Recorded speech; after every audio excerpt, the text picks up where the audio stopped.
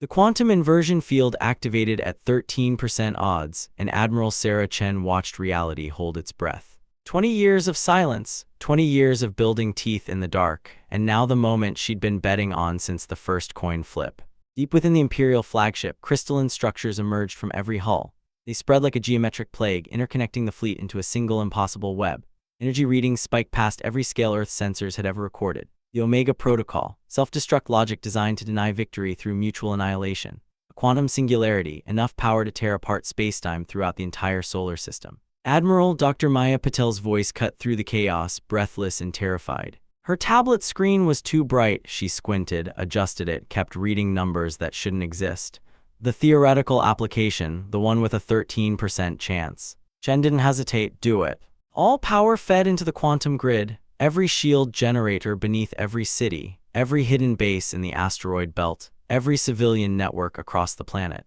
The inversion field activated at the exact moment the singularity began to form. Space folded inward, then outward. Two impossible physics fighting for dominance. For 3 seconds that felt like centuries, reality held its breath. Then the Imperial fleet froze. Their weapons silent, their singularity contained. Their 3,000-year conquest ended not with fire, but with a quantum whisper. But Chen's eyes weren't on the frozen ships. They were on the quantum sensor reading. Something else had just entered the system. A signal, not from the Imperials, from much further out. She filed that knowledge away. Later, for now, there was a surrender to accept. You'll want to hear how 20 years of silence turned into teeth. Stay close. 20 years earlier, the first probe arrived. Admiral Sarah Chen, back then Commander Chen, dismissed as paranoid, called alarmist in 3 separate appropriations hearings, had been the one to detect it. A quantum fluctuation at the edge of the Oort cloud, too precise to be natural, too patient to be accidental. She brought the data to the Joint Chiefs. Survey probe, she'd said, alien. Been watching us for at least 6 months before we caught it.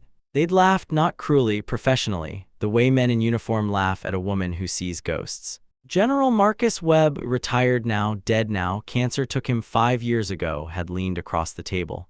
Commander Chen, with respect, we've been scanning the stars for decades. If there was an alien civilization close enough to send probes. They're not close, Chen had interrupted. They're patient. That probe has been traveling for centuries, maybe longer. The quantum signature suggests propulsion technology we can't even theorize yet. So what do you suggest we do? Chen had reached into her pocket.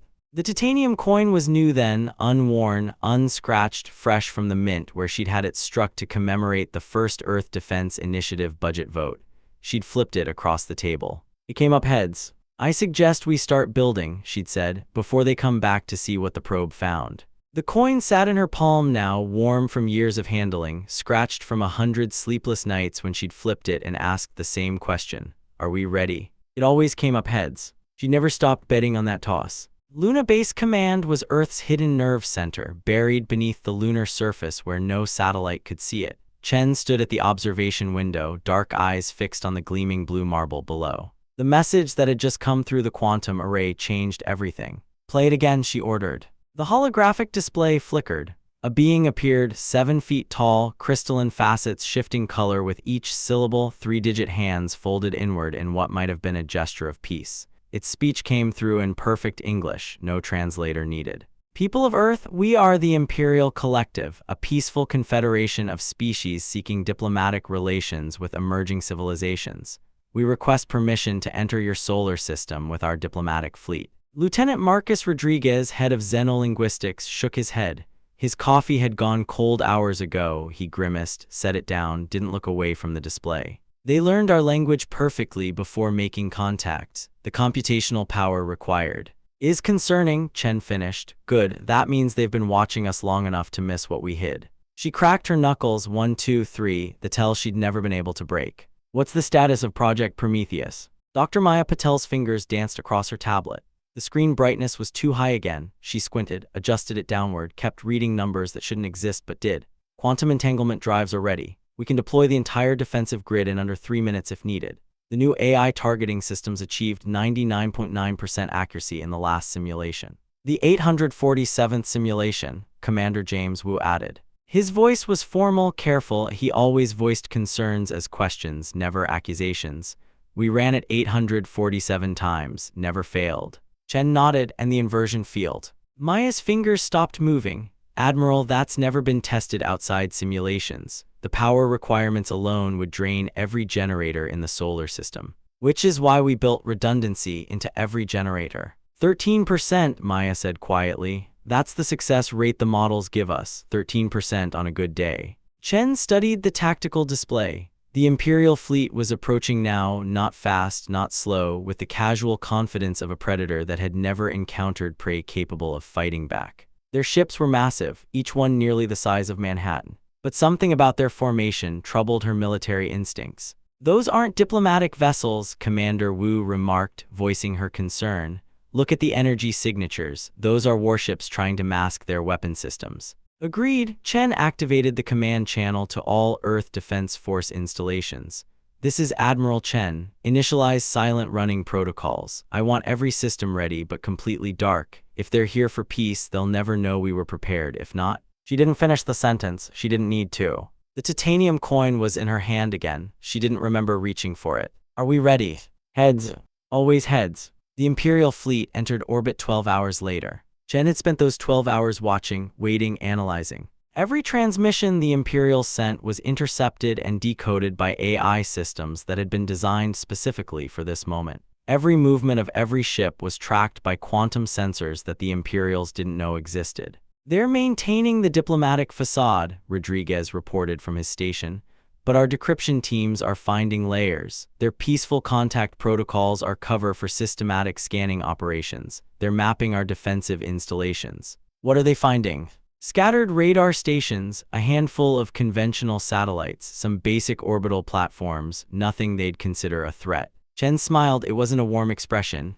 "Good. Let them think their deception is working." The Imperial diplomatic vessel descended toward the United Nations headquarters in New York. Chen watched through drone feeds as a crystalline being, not Admiral Krill, someone lower ranking, expendable, addressed the General Assembly. "The Imperial Collective comes in peace," the being announced, its voice resonating through the assembly hall. "We seek only to welcome humanity into the broader galactic community. Your species shows great promise. With our guidance, you could achieve centuries of progress in mere decades." "Guidance," Wu muttered. "That's an interesting word for conquest." Chen was watching a different screen. The micro-drones she'd positioned throughout the assembly hall were detecting something the Imperials didn't know they were broadcasting: subtle electromagnetic pulses, signals designed to interface with and disable defensive systems. Systems the Imperials thought Earth had. "What's the ETA on their main fleet?" Chen asked. Maya checked the quantum sensor readings. Based on the subspace distortions we're detecting, the energy signatures their scout fleet is generating, less than 6 hours.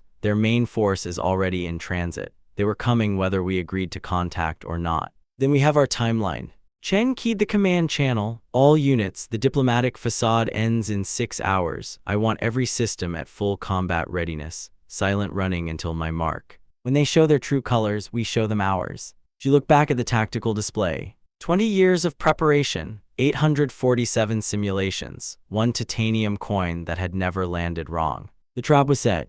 The Imperial main fleet arrived exactly as Earth's quantum sensors had predicted. 300 warships tore holes in spacetime at the edge of the solar system, emerging from quantum transit with the kind of theatrical violence designed to inspire terror.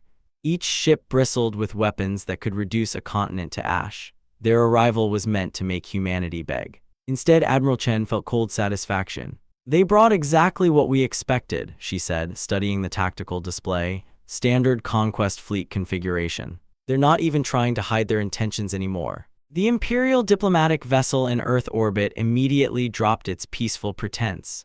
Admiral Krill's voice, resonant, crystalline, no longer filtered through diplomatic courtesy, boomed across all frequencies. "People of Earth, the Imperial Collective hereby demands your immediate and unconditional surrender. You will integrate into our civilization. Your resources will become our resources. Your species will serve the Collective's expansion. You have 1 hour to comply." 1 hour, Wu said. "How generous of them. Shall we show them our response, Admiral?" Chen nodded. "Activate quantum encrypted command network. All stations, this is Admiral Chen. Operation Lazarus is now active. Execute on my mark." Throughout the solar system, hidden installations hummed to life. In the asteroid belt, massive hangar doors opened silently. Swarms of autonomous fighters emerged, smaller than conventional radar could detect, faster than light could warn, each one armed with quantum weapons that had never been tested outside simulation. Beneath Earth's oceans, massive shapes began to rise. The Leviathan carriers, submarine fortresses hidden for years in the deepest trenches, surfaced to reveal their true nature. Each one was a mobile fortress, bristling with quantum weaponry, protected by shields that bent the very fabric of space around them. Beneath every major city, quantum shield generators powered up, their energy signatures masked by the planet's magnetic field. Invisible barriers that would turn Imperial weapons into quantum foam. The Imperial fleet advanced with textbook precision, spreading out to ensure no escape craft could flee the system.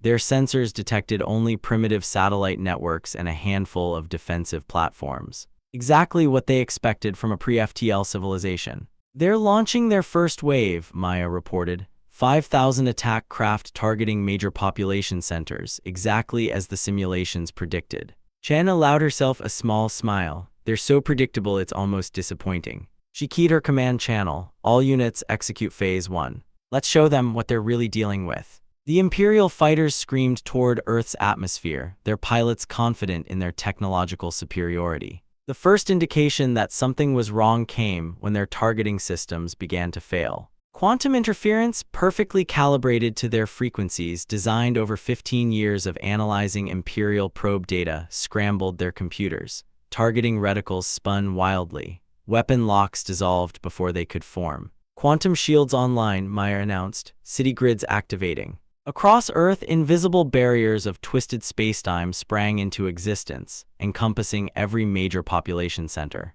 The first wave of Imperial weapons splashed harmlessly against them, energy weapons dissipating into quantum foam, kinetic weapons shattering against barriers that didn't exist in normal space. Impossible, the Imperial squadron commander's voice crackled across intercepted channels. Their technology is primitive. How can they? Zheng cut off the transmission with a gesture. Launch the swarm. From hidden bases across the solar system, Earth's real defensive fleet emerged. Not the clumsy chemical rockets and primitive satellites the Imperials had detected, not the scattered radar installations and orbital platforms, but hundreds of thousands of quantum AI-driven nanofighters, each one equipped with technology developed in absolute secrecy for 2 decades. The Imperial fighters found themselves surrounded. Their sophisticated electronic warfare suites were useless. The nanofighters didn't use detectable frequencies.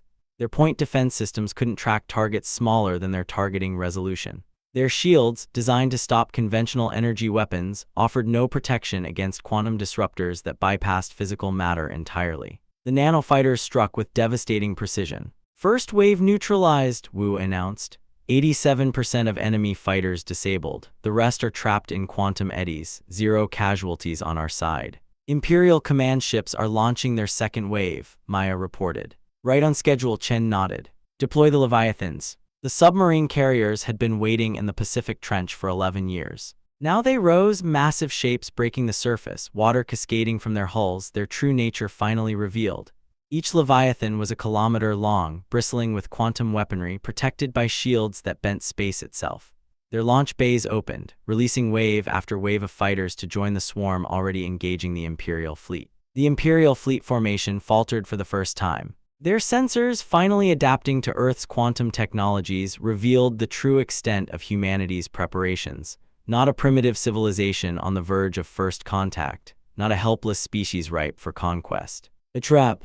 They're attempting to regroup, Maya said. Detecting massive energy buildups in their capital ships, they're preparing to deploy their planet-killer weapons. Perfect, Chen's eyes gleamed. Initiate Project Prometheus. Let's show them why you don't threaten Earth. Throughout the solar system, hidden quantum relays activated. They'd been positioned over 15 years, buried in asteroids, floating in the Oort cloud, disguised as communication satellites. Now they created a web of entangled energy that encompassed the entire Imperial fleet. Resonance cascade activating, Maya announced. Quantum net forming. The Imperial fleet's faster-than-light capabilities neutralized instantly. They couldn't retreat. They couldn't call for reinforcements. They couldn't even send a warning back to their empire. Your move, Chen whispered, watching the Imperial ships struggle against the quantum net. Show us what you do when you realize you're not the biggest fish in the pond anymore. The Imperial flagship's energy signature changed. Admiral Krill's voice came through on a channel that Earth's AI hadn't even known existed, an emergency frequency reserved for existential threats. Humanity, you have made a grave error. The collective does not forgive resistance. Surrender now and your species will be absorbed with minimal casualties. Continue this defiance and we will ensure Earth becomes a cautionary tale for the next 10,000 years. Jen opened a channel. Her voice was calm, measured utterly without fear. Admiral Krill, we detected your survey probes 15 years ago. Did you really think we wouldn't prepare? Silence. Then impossible, our probes are undetectable. Your probes were detectable the moment they entered the Uit cloud. We've been watching you longer than you've been watching us. Another silence, longer this time. What are your terms? Chen looked at the tactical display. The Imperial fleet was trapped. Their weapons were useless against quantum shields. Their fighters were being disabled by the thousands. Their command structure was in chaos. But they still had their planet killers, and if they were desperate enough to use them. No terms, Chen said, only a demonstration. She nodded to Maya. Execute Phase 2. The quantum viruses had been ready for years. Designed to exploit the exact weaknesses that Imperial probe data had revealed, they slipped through microscopic gaps in the Imperial ship's shields, gaps so small that conventional weapons couldn't target them. But quantum viruses didn't need conventional targeting. Each virus inserted itself into the Imperial ship's computer systems, not to destroy, that would come later, but to reveal, to expose, to show the Imperials exactly how thoroughly they had been outmaneuvered. Virus deployment at 60%, Rodriguez reported. Their automated defenses are adapting but slower than projected. They're not used to fighting enemies who understand their technology. Who understand it better than they do, Wu added. Full penetration in 3 minutes. The Imperial fleet's response was predictable. Cornered, outmatched, humiliated, they launched their entire reserve of fighters. Nearly 50,000 craft screaming toward Earth in a desperate attempt to break the quantum interference net. Chen had been waiting for this. Initiate Project Medusa. From their hidden positions in the asteroid belt, enormous structures that had been mistaken for mining installations revealed their true nature. Quantum pulse arrays, each one capable of generating targeted interference across thousands of kilometers, activated simultaneously. Waves of quantum energy transformed the space around the Imperial fighters into a maze of conflicting gravitational fields. Fighters spun out of control, their pilots unable to compensate for physics that changed from 1 second to the next. Fighter screen neutralized, Wu announced. 87% disabled, the rest are trapped in quantum eddies. Imperial capital ships are attempting to power through the interference. Chen nodded, execute the Thetos protocol. The quantum viruses now infecting the Imperial fleet systems activated simultaneously. They didn't attempt to seize control of the ships. They didn't try to shut down weapons or life support. Instead, they did something far more devastating. They told the truth. Detailed schematics of Earth's defensive capabilities appeared on every Imperial display. Records of 20 years of preparation. Proof that humanity had detected the first probe 15 years ago and had spent every day since then building weapons to fight back. And most devastatingly, evidence that the Imperial Collective's entire strategy, conquest through technological superiority, had failed. Not because humanity was stronger, but because humanity had been patient. Message incoming from the Imperial flagship, Rodriguez announced. They're requesting a ceasefire. Put it through. The main screen flickered. Admiral Krill appeared, his crystalline form showing visible cracks, his facets shifting through colors that Chen's analysts had identified as distress, fear, and something the Imperials hadn't felt in 3,000 years. Defeat. You knew we were coming, he stated. We detected your survey probes 15 years ago, Chen confirmed. Did you really think we wouldn't prepare? The Imperial Collective has never encountered such resistance. Your technology is what we chose to show you, Chen interrupted. Consider carefully what else we might have developed that you haven't seen yet. The Imperial Admiral's crystalline structure shifted, a gesture Rodriguez had identified as profound uncertainty. What are your terms? Chen's expression remained neutral, but her eyes held steel. First, you're going to learn about a concept we humans call diplomatic relations. Then we're going to have a very interesting discussion about the future of your empire. The battle for Earth was ending, but humanity's emergence onto the galactic stage was just beginning. And Chen had one more card to play. She looked at the frozen Imperial fleet, at the shattered crystalline networks, at the pocket of altered spacetime where a singularity should have been. Then she looked at the quantum sensor reading, that signal from much further out. Admiral Krill, she said. Before we discuss terms, there's something else you should know. What? What you saw today, our quantum shields, our nanofighters, our inversion field, that was our defensive capability. You never saw our offensive weapons. The Admiral's crystalline form vibrated with alarm. You have more. Chen allowed herself a small smile. Let's just say it's in everyone's best interest that those weapons remain theoretical. She turned away from the display. 20 years of silence, 847 simulations, one titanium coin that had never landed wrong. And now finally the teeth. Lieutenant Marcus Rodriguez's voice came through Chen's private channel, quieter than usual. Admiral, the probe logs from 15 years ago, they're broadcasting something. Not tactical data. Chen's hand stopped over the surrender documents. What then? A countdown. The word hung in the air. Chen looked at the quantum sensor, reading again that signal from much further out, the one she'd filed away. How long? Unknown. The encryption is different, not Imperial, something else. Chen filed that knowledge away too. Later, for now, there was a surrender to formalize. The negotiations took place in Luna Base Command's main conference room, Earth visible through the observation window like a blue marble dare. Admiral Krill's holographic projection flickered at the far end of the table, his physical form still trapped in the frozen flagship, his crystalline structure cracked from the strain of their failed gambit. Chen sat at the head of the table. The titanium coin was in her pocket. She didn't need to flip it anymore. Your fleet is disabled, she said. Your fighters are destroyed. Your command structure is compromised. What do you have left to negotiate with? Krill's facets shifted, a color pattern Rodriguez had identified as grudging respect.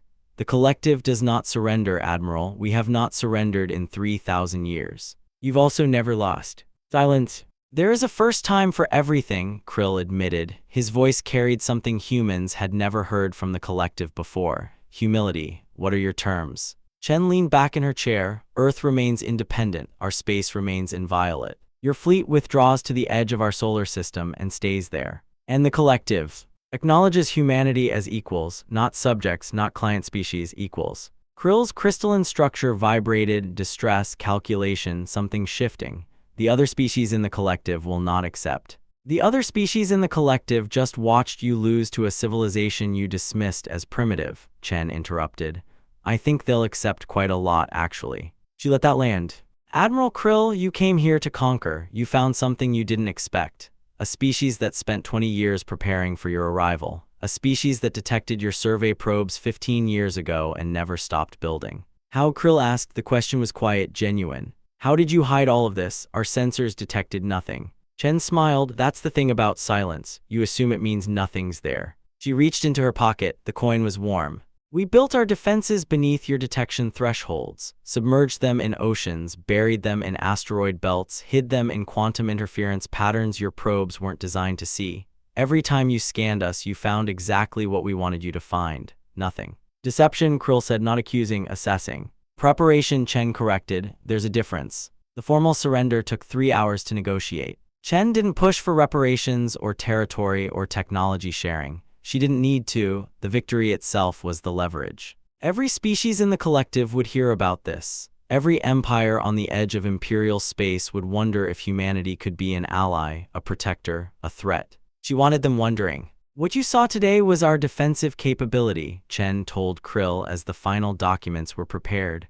Quantum shields, nano-fighter swarms, the inversion field that stopped your singularity. Krill's facets shifted. You keep saying defensive. What do you mean by that? Chen allowed herself a small smile. Exactly what I said. You never saw our offensive weapons. The Admiral's crystalline form vibrated with alarm. You have more. Let's just say it's in everyone's best interest that those weapons remain theoretical. She let Krill sit with that, let the implications sink in. Humanity hadn't just built a shield, they'd built a sword too, and they'd kept it hidden even better than the shield. You are not what we expected, Krill said finally. No, Chen agreed, we never are. The Imperial fleet withdrew 23 hours after the surrender was signed. Chen watched from Luna Base Command as the frozen ships, their crystalline networks shattered, their singularity contained, their weapons silent, limped toward the edge of the solar system. The quantum inversion field had held. The fleet was intact but powerless, a message in itself. They're broadcasting the terms to their home world, Rodriguez reported. The other species in the collective are already responding. Good or bad?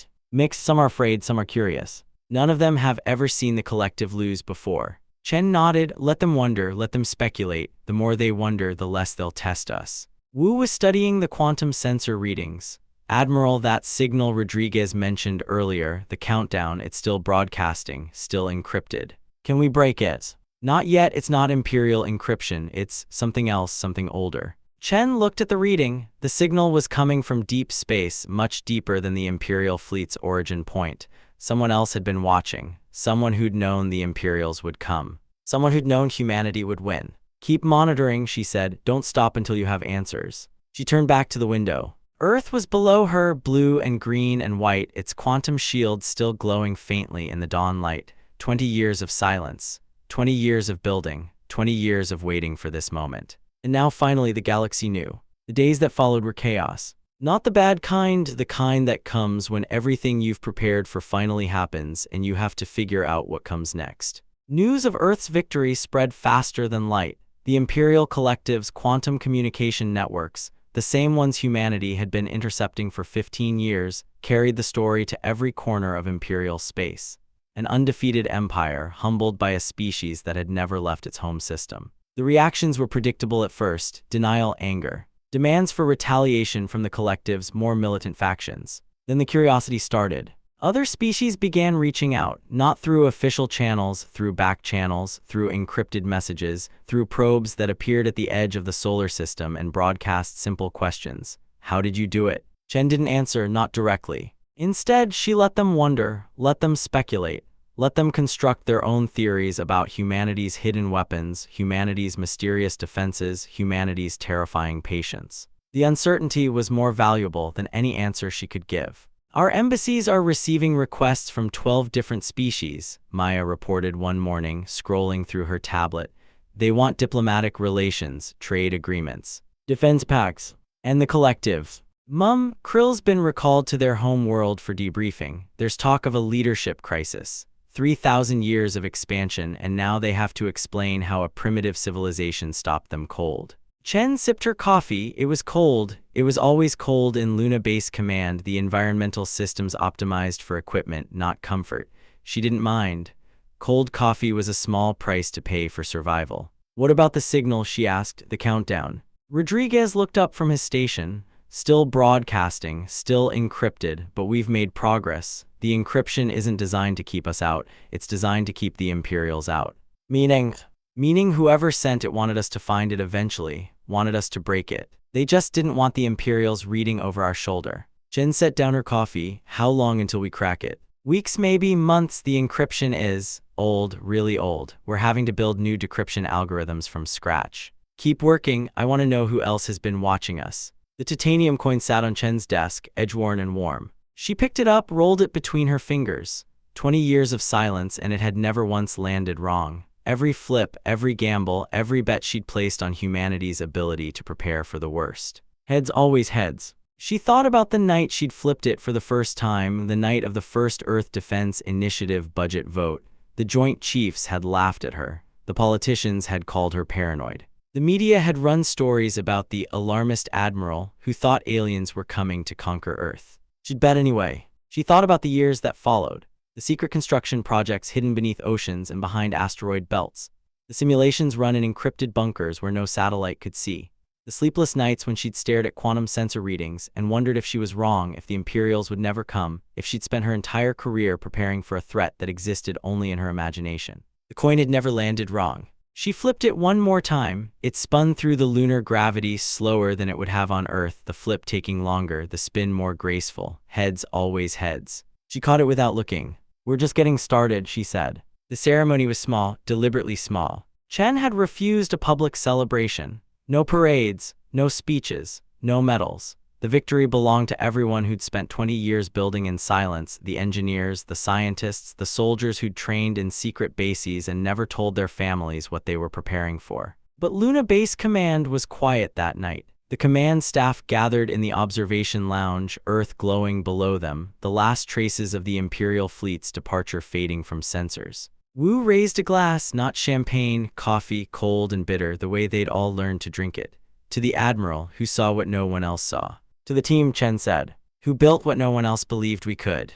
To the next 20 years, Maya added, and whatever else is out there. They drank. The coffee was terrible. Chen had never tasted anything better. Later, alone in her office, Chen looked at the quantum sensor reading again. The signal was still there, still broadcasting, still counting down. She didn't know what it meant, didn't know who had sent it or why or what would happen when it reached zero. But she knew one thing. She'd spent 20 years preparing for a threat no one else believed existed. She'd built a defense network that had stopped an empire cold. She'd proven that silence wasn't weakness, it was patience, sharpened into a weapon. Whatever was out there, whatever was counting down, whatever had been watching from the dark, humanity was ready. She picked up the titanium coin, looked at it one last time. Heads. Always heads. She put it in her pocket, turned off the lights, and walked out into the corridor. Somewhere in the dark, the countdown continued. But that was a story for another day.